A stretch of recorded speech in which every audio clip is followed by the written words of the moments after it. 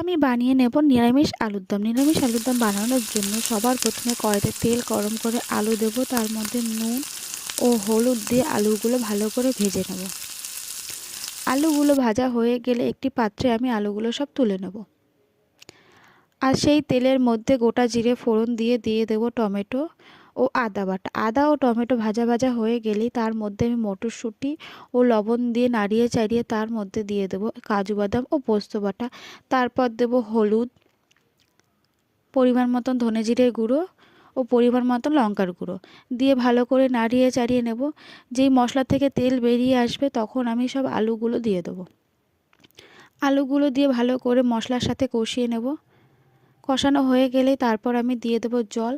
জল দিয়ে আমি আলুটাকে ঢেকে রাখবো সিদ্ধ হওয়ার জন্য।